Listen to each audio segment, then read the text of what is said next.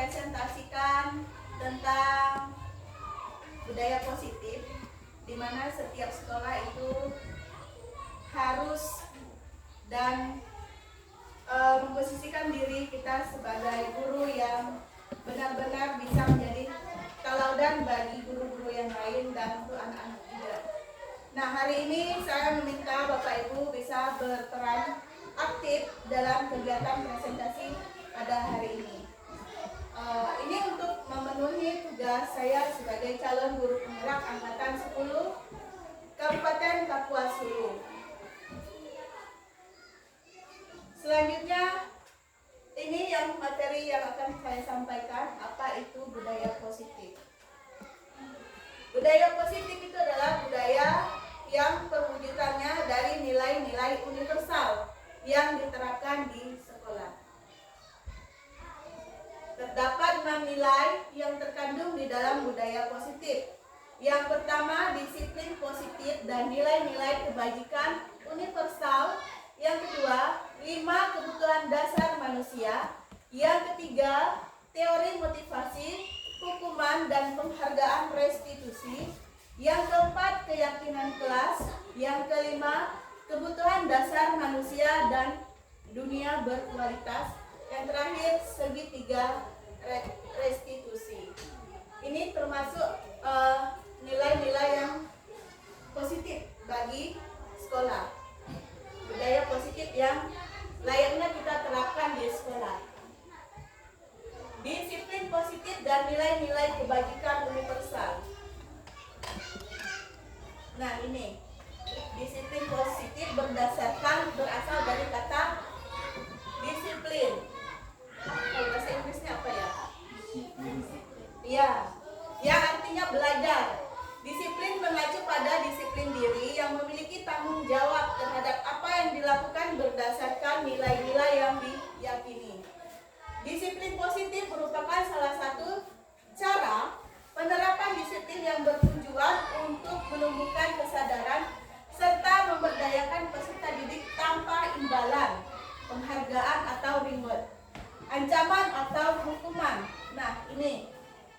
tujuan kita adalah menciptakan peserta didik yang memiliki disiplin diri sehingga mereka berperilaku mengacu kepada nilai-nilai kebajikan universal dan memiliki motivasi intrinsik dalam perubahan perilaku ke arah yang lebih baik. Nilai-nilai kebajikan ini adalah nilai yang sudah disepakati bersama, lepas dari suku, agama, bahasa maupun latar belakangnya. Yang pertama, contoh nilai kebajikan dari institusi atau organisasi. Ini kalau dari sekolah, biasanya kita sudah menerapkan profil pelajar Pancasila. Ini dari sebuah institusi. Apa ini bahasa Inggris? Mana guru bahasa Inggris? Apa Bu? Ini merupakan institusi yang menerapkan nilai kebajikan yaitu toleransi, rasa hormat, integritas, mandiri, menghargai, antusias, empati, keingintahuan, kreativitas, kerjasama, percaya diri, dan komitmen. Kemudian ini ada keterampilan life skill, dapat dipercaya, lurus hati, pendengar yang aktif, tidak merendahkan orang lain, dan memberikan yang terbaik dari diri.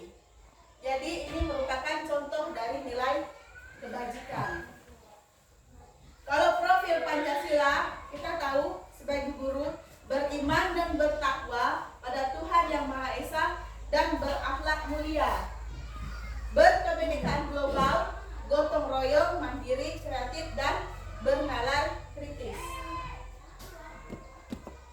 Nah, ini adalah 5 kebutuhan dasar manusia.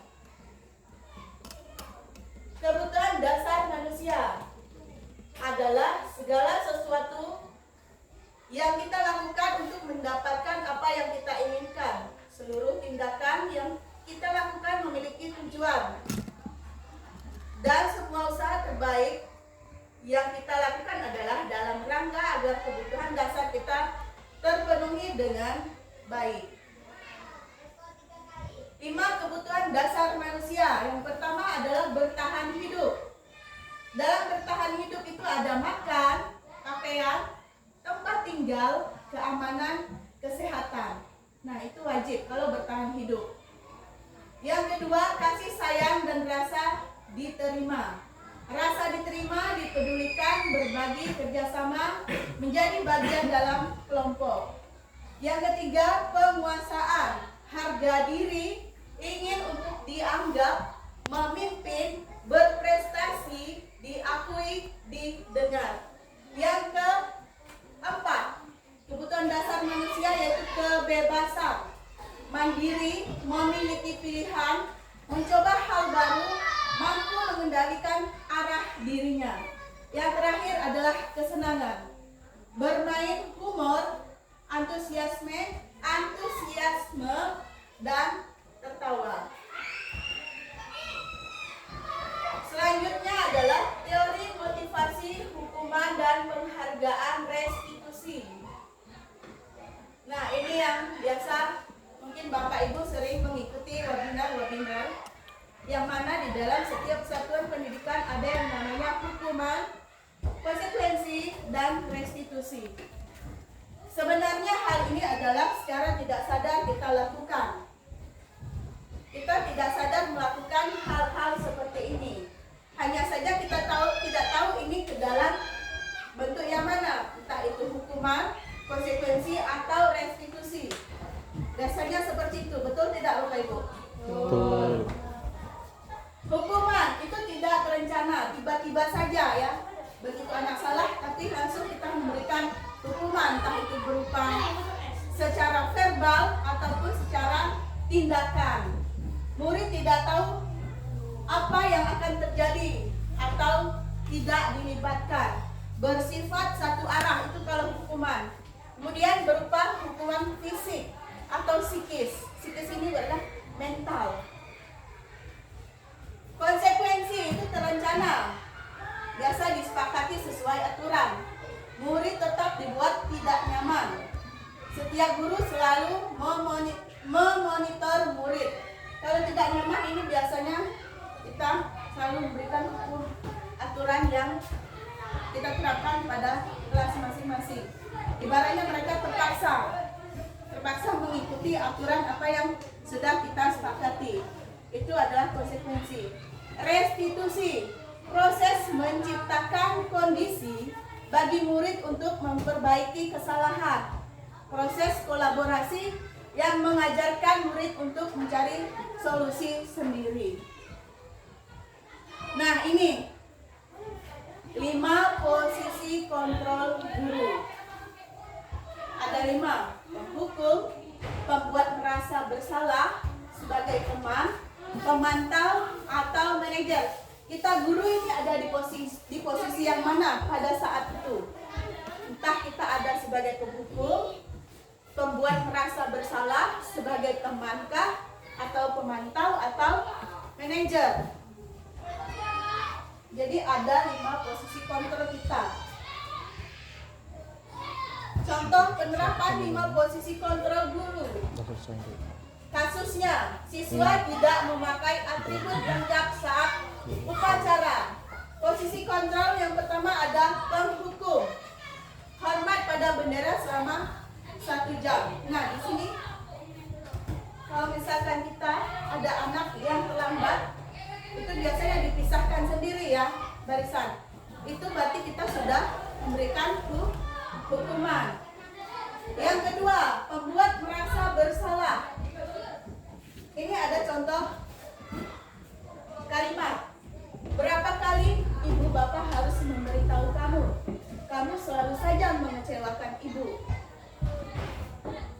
Ini terlalu baku ya. Biasa kita menggunakan bahasa kita sehari-hari yang mudah dipahami anak-anak. Seperti biasa saya pernah dengar guru-guru, kamu buat ibu kecewa loh. Nah, berarti itu sudah membuat merasa bersalah.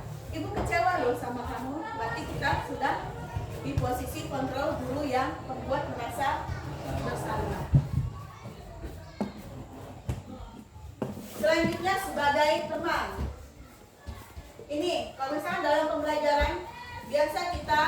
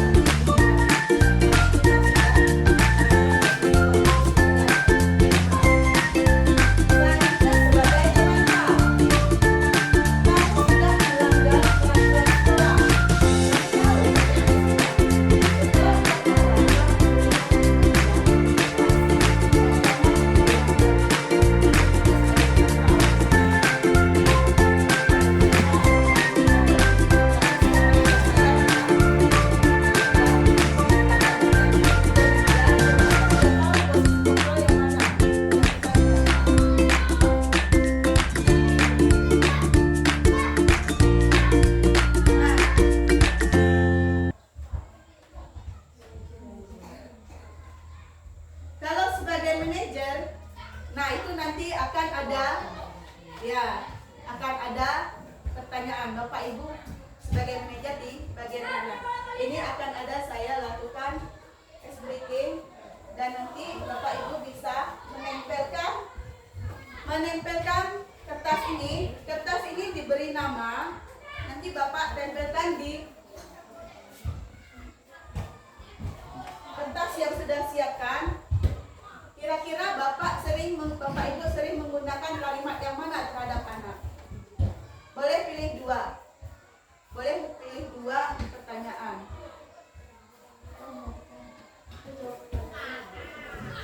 Enggak, menempelkan ini saja, tapi ditulis nama. Jadi Bapak Ibu tahu posisi kontrol yang mana yang sering Bapak Ibu lakukan.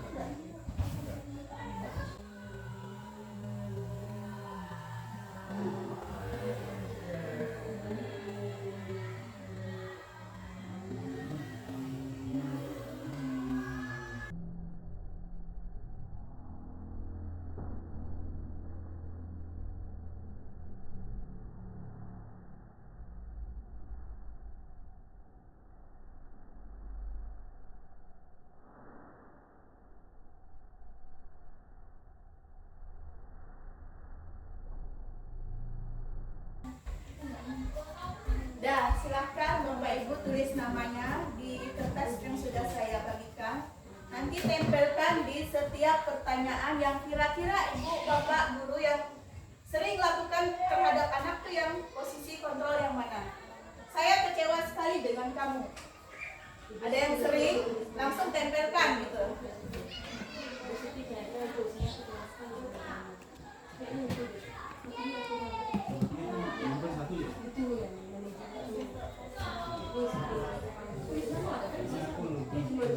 Tulis nama saja. Bapak Ibu tinggal tempelkan di kertasnya di bawah ini saja.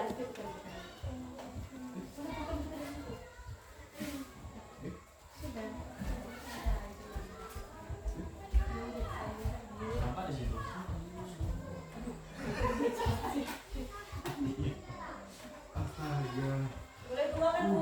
Boleh.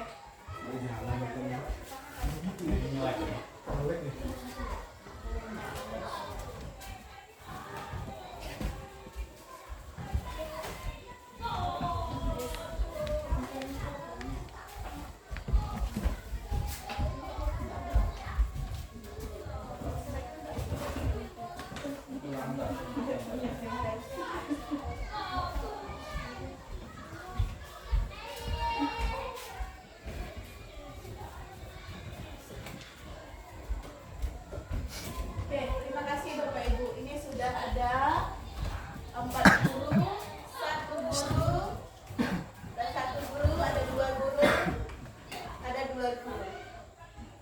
Kita lihat bersama-sama. Posisi kontrol manakah yang sering Bapak Ibu lakukan? Kamu sudah tahu kesalahanmu, apa yang harus kamu lakukan? Dan kemudian patuhi aturan saya atau bersihkan toilet.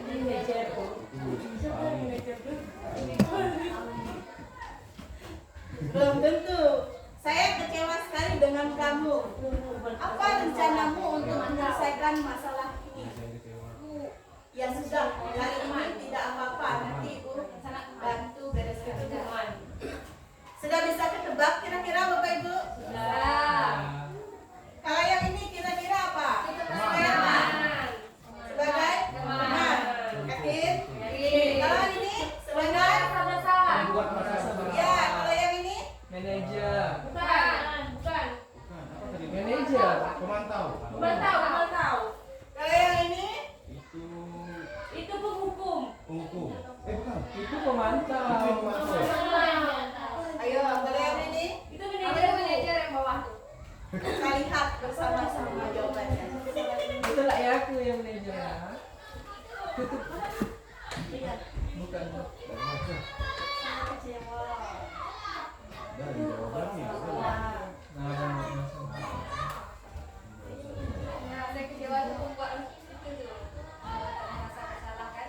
Oh ya, saya kecewa sekali dengan kamu.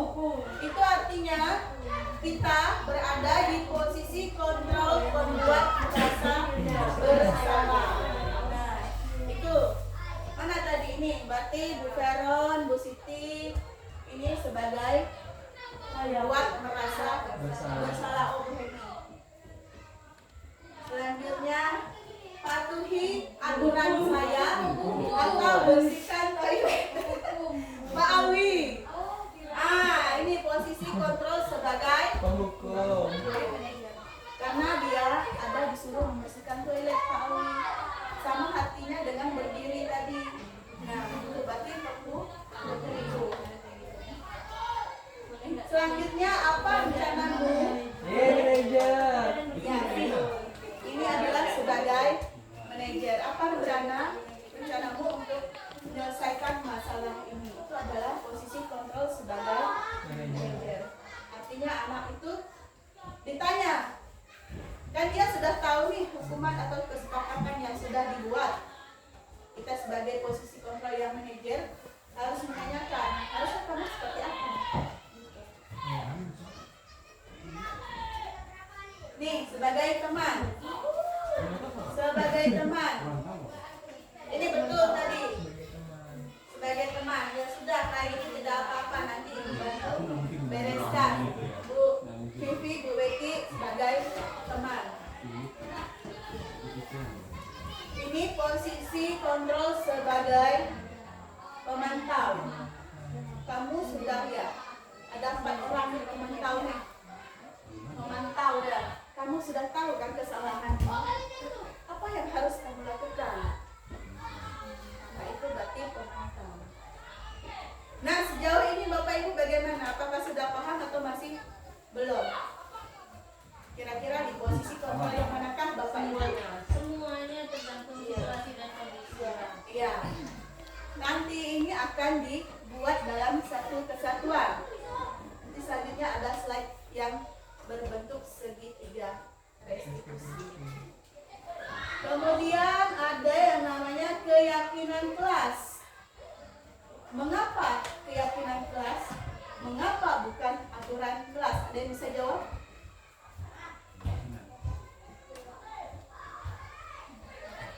Kenapa harus meyakinkan kelas? Kalau keyakinan itu kita yakin kalau kita bisa melakukan peraturan itu gitu. Kalau peraturan berarti masih bisa untuk dilanggar. Mungkin seperti itu.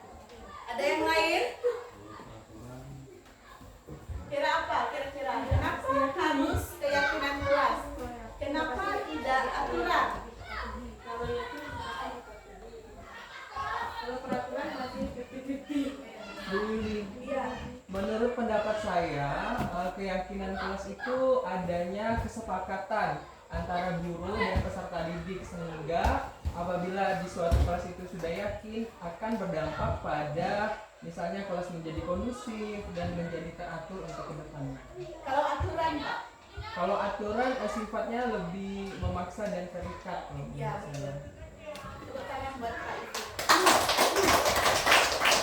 Betul sekali ya. Terima kasih Pak Ibu. Keyakinan kelas dan aturan itu berbeda. Aturan ini biasanya sudah kita buat dan biasanya terpaksa dilakukan oleh anak-anak. Sedangkan keyakinan kelas ini berdasarkan kesepakatan. Kesepakatan antara guru dan murid. Misalnya, Bapak Ibu nih ke kelas. Anak-anak, kita hari ini kerjakan matematika. Kalau sudah selesai, Ibu akan berikan kalian waktu untuk bermain selama 5 menit. Itu artinya keyakinan ke kelas. Kalau aturan kelas, pukul 7 waktu Indonesia Barat, anak-anak itu harus berada di dalam kelas dan tidak boleh keluar kelas lagi. Itu artinya aturan. Itu memaksa anak harus di dalam kelas. Nah, seperti itulah contohnya. Benar apa yang sudah dijawab oleh Pak Iki. Pembentukan keyakinan kelas itu yang pertama bersifat abstrak. Yang kedua berupa pernyataan universal. Yang ketiga dibuat dalam pernyataan positif. Sedikit saja agar mudah diingat, dibuat saja sedikit tapi mudah diingat oleh siswa-siswa kita. Jangan panjang lebar, ini biasanya ada ya. Kesepakatan kelas itu biasa dibuat anak-anak. Misalnya, ketika kita masuk kelas, tidak boleh main HP. Matikan jaringan data. Nah, itu. Tidak ada yang keluar masuk. Itu merupakan keyakinan ke kelas. Tidak boleh keluar masuk ketika ibu sedang menjelaskan. Boleh izin ketika ibu guru sudah selesai menjelaskan. Itu merupakan keyakinan ke kelas. Ini bisa dibuat Bapak Ibu. Bapak Ibu bisa terapkan di kelas agar situasi kelasnya lebih kondusif.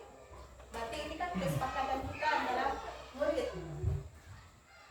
Kalau mereka melanggar, ya mereka harus memenuhi apa yang sudah. Misalnya apabila keluar masuk ada hukuman sendiri, tambah soal gitu.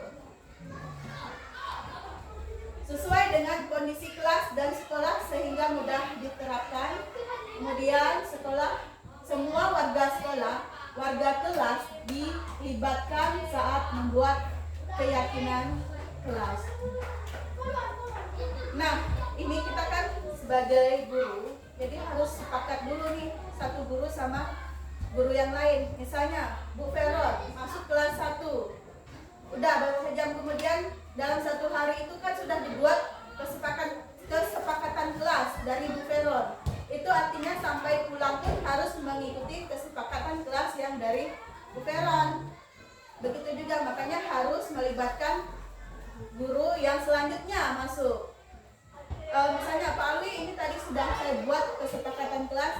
Jangan sampai dilanggar anak-anak seperti itu. Ini karena keyakinan kelas kita. Begitu. Jadi harus melibatkan warga sekolah. Gak cuma murid, tapi guru-guru juga. Nah, ini yang saya maksud tadi, yang sudah kita lakukan. Entah posisi kontrol yang mana. Segitiga restitusi.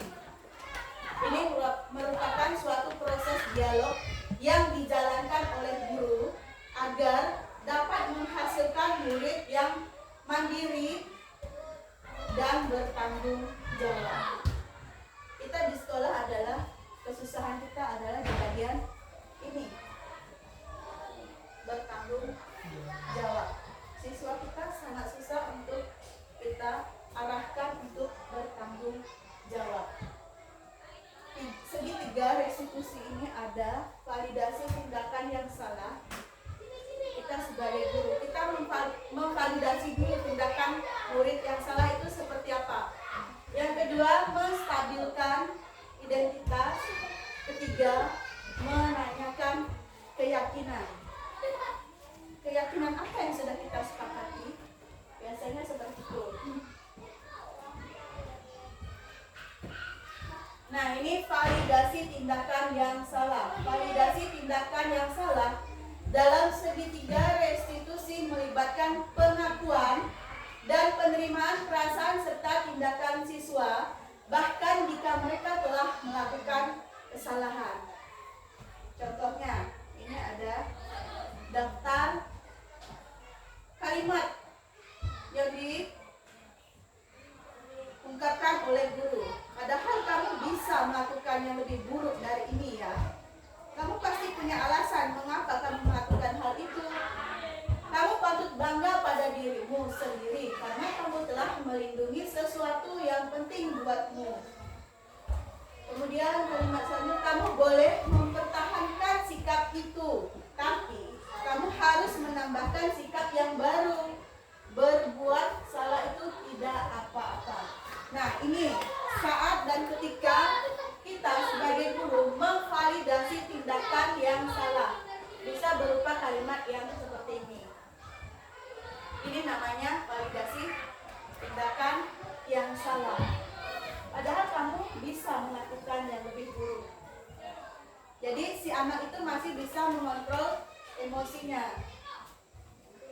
Yang tadinya bisa saja dia lakukan lebih kejam gitu. Menstabilkan identitas berdasarkan prinsip membuat kesalahan adalah bagian dari proses pembelajaran. Yang pertama, berbuat salah itu wajar. Nah, ini kalimat-kalimat untuk menstabilkan identitas. Berbuat salah itu wajar. Tidak ada manusia yang sempurna. Ibu bapak juga pernah melakukan itu. Ini saya pernah mendengar bapak ibu pernah berkata demikian. Berarti bapak ibu dulu sedang melakukan tindakan menstabilkan identitas. Ibu pernah kok kecil menjadi anak kecil seperti kamu. Ibu pernah kok di posisi jadi siswa seperti kamu. Itu artinya kita sudah menstabilkan identitas. Selanjutnya menanyakan keyakinan. Nah, menanyakan keyakinan berdasarkan prinsip teori kontrol bahwa pada dasarnya kita termotivasi secara intrinsik. Kalimat-kalimat yang biasa digunakan dalam keyakinan kelas, yang pertama, apa keyakinan kelas kita, nilai-nilai apa yang telah disepakati bersama, seperti apa gambar sebuah kelas yang ideal menurut kamu, kamu ingin menjadi orang yang seperti apa. Nah, di sini kira-kira Bapak Ibu bisa tidak membuat kesepakatan kelas? Kalau bisa, itu ada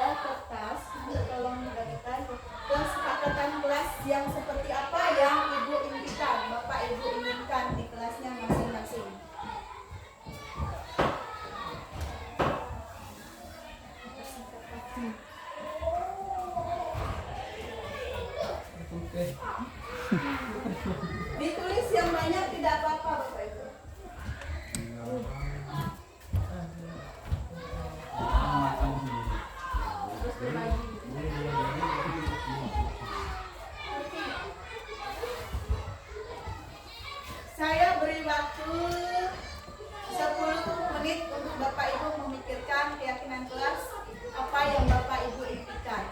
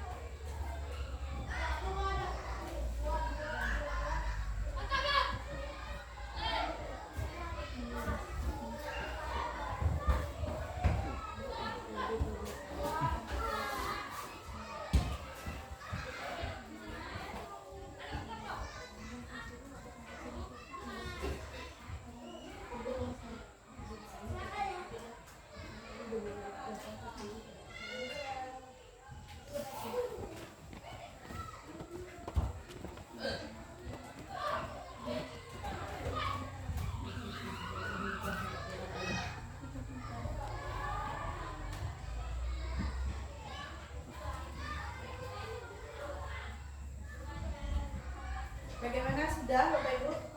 Ya, Bu. Saya minta 1 atau 2 orang guru untuk maju ke depan menyampaikan keyakinan kelas yang diimpikan di kelasnya masing-masing. Silakan, ada Bu Siti. Maju ke depan di situ. Dibaca saja di situ. Ya, selamat siang. Untuk kesepakatan kelas, intinya siswa yang bisa menyelesaikan tugas lebih awal, mulai istirahat siang, duluan di dalam kelas. Misalnya bisa main di dalam kelas dulu atau tidur dalam kelas duluan. Kemudian bagi yang tidak menyelesaikan tugasnya, maka belum bisa istirahat sampai tugas tersebut. Ya, terima kasih Bu Siti. Beri tepuk tangan pada Bu Siti. Ya Bu Siti, kalau saya sebagai murid, posisi murid kepada dengan Bu Siti dan guru, saya akan sepakat. Kalau saya jadi murid Bu Siti, cepat-cepat ini kerjakan soal biar secara tidak langsung cepat istirahat juga, ya kan? Walaupun belum bel itu termasuk adalah keyakinan kelas yang sudah disepakati antara guru dan murid. Ada lagi 1 orang guru, saya minta kerelaannya untuk maju. Silakan Bu Eni.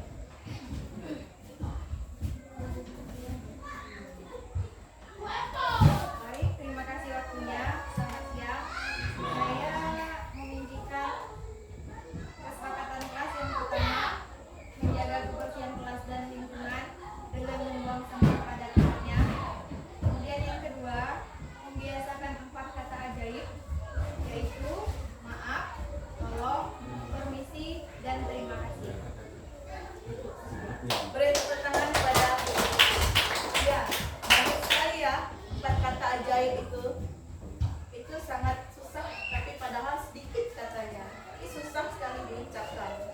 Apalagi kata misal terima kasih, tolong, maaf, maaf ya Bu, kok nggak ada gitu ya. Hari anak-anak yang kelas tinggi aja yang seperti itu. Kalau anak kelas rendah itu masih sangat susah sekali kita mendengarkan 4 kalimat ajaib yang sudah disampaikan oleh guru kita, disampaikan oleh guru kita. Nah, ini merupakan keyakinan kelas yang harus kita sebisa mungkin lah kita terapkan di sekolah. Jangan lupa Bapak Ibu di posisi 5 kontrol dulu. Nah, ini bagian akhir yaitu penutup. Dalam penerapan program disiplin positif, hendaknya guru memiliki standar kepribadian profesional dan sosial yang baik, di mana guru mampu merefleksikan dirinya dalam posisi kontrol saat ini. Bagaimana pembelajaran dirinya sebagai among manajer yang menuntun murid-murid menjadi insan yang mandiri, merdeka, dan bertanggung jawab. Itu standar nasional pendidikan ya. Jadi Bapak Ibu, harapan saya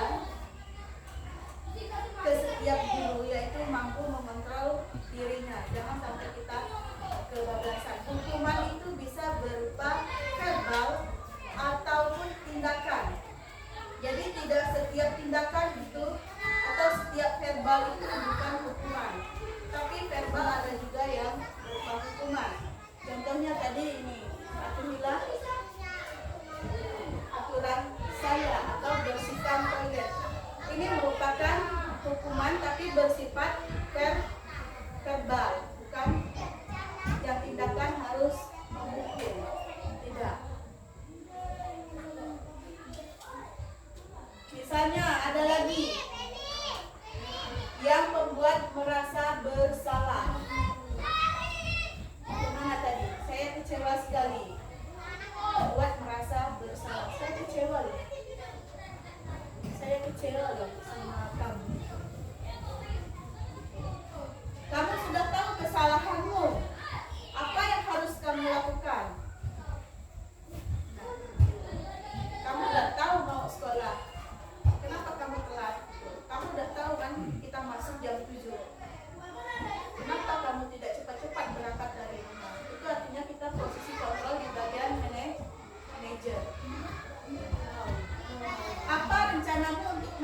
menyelesaikan masalah ini. Itu di posisi apa ini tadi? Manager. Manager. Ini manajer. Ya. Oh iya. Manager. Kalau ini tadi Pemantau. pemantau. Ini manajer. Ini pemantau. Selanjutnya Bapak Ibu ada tidak yang bisa membantu saya merefleksikan kegiatan kita pada hari ini? Kira-kira apa yang sudah Bapak Ibu dapatkan dan mungkin sebagai kesimpulan kita untuk kegiatan kita pada hari ini. Silahkan Bapak Ibu, siapa yang bisa merefleksikan? Pak Ifik mungkin?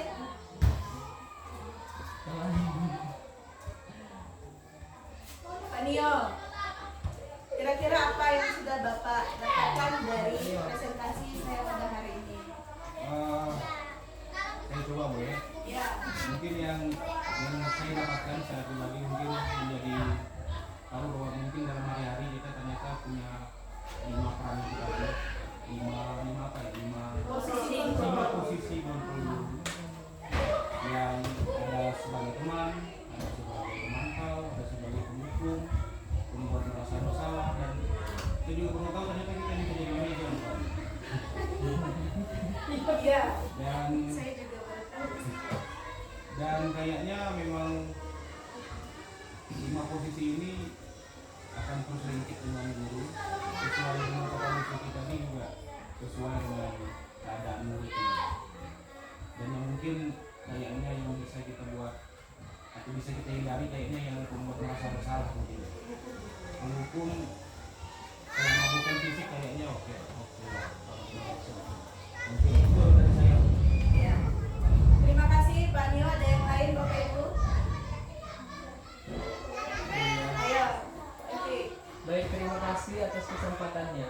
Refleksi saya untuk presentasi yang telah disampaikan oleh Bu Yuli, bahwa budaya disiplin di sekolah itu sangat penting dan kita sebagai guru harus secara bijak menerapkan dan mengimplementasikannya. Karena tadi kita sudah mengenal ada segitiga restitusi, kemudian ada peran-peran kontrol guru.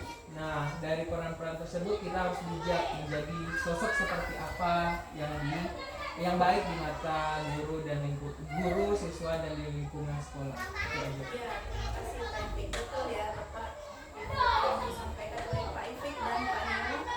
Jadi sebisa mungkin kita sebagai guru bisa menempatkan posisi kita dengan lebih bijak lagi, dengan lebih baik lagi.